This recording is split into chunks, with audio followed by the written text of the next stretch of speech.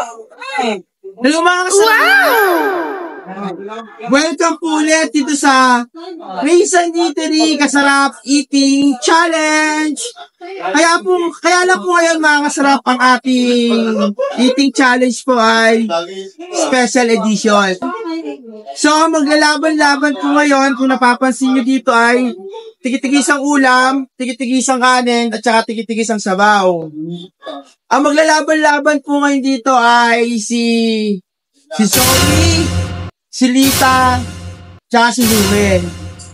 So, mechanics lang ng magiging game natin ngayon ay unahan.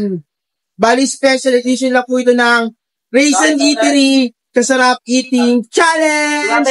So, yung natin tatawagin ay si Lita!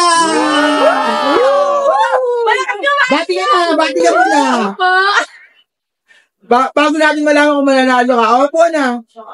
Susunod tayong tatawagin ay si Zoe! Bati ka na, Zoe! Good morning mga kasarap! Dito natin makikita yung mga galing nila. Okay, at ang huli nating contender ay si Lumen! Good morning, kasarap! Okay, hello mga kasarap. Bali ang magiging mechanics nito ay wala tayong timer. Basta ako ay nag-start, mag-uuna-unahan na sila kung sino ang unang makakaubos.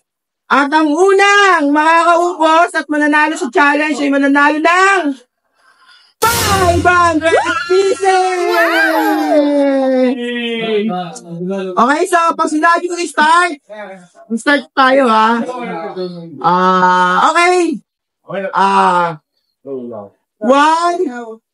2, 3, start! Ayun na po mga kasarap. Naglalaban-laban na po si Lumen, si Lita, tsaka po si Zoe. Go! Go! Go! Go! Mahala natin kung sisa lang mabilis at malakas kumain. Dami nung ano? Mga sisik na lang.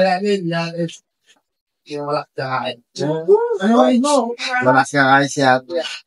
Ayan po, pantay-pantay po yung kanilang kain. Parang nauuna na po yata si Lumen.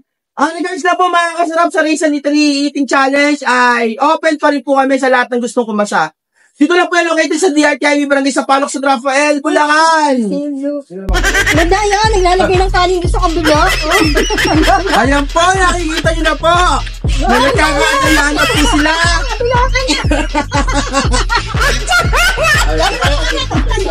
Kailangan wala kayo sa dito na. Ang dami naman ito. Okay! Dahil salamat! May nanalo na! Ito nanalo ay ang isang linggo hindi lumangon para pagandaan ang hamon ito pa si Lumen! Ayan po mga kasarap, bahala kanina po kung paano sila magkagulo dahil lang po sa challenge na to. Okay mga kasarap! Okay mga kasarap, pinag-sponsor po sa challenge namin. Sa lahat po ng gustong kumasa, pwede pa rin po, open pa rin po kami sa gustong kumasa. Ito po sa Raisin Eatery Kasarap Eating Challenge. Located po kami sa DRTIV Barangay Sampaloc, San Rafael, Bulacan. So, naiwanan na po si Lumen. Ay, si Zoe pa lang naiwan. So, mga kasarap, ang ganyan lang po. Kahit lang tatandaan na pwede, pero hindi lahat dapat. Kapay!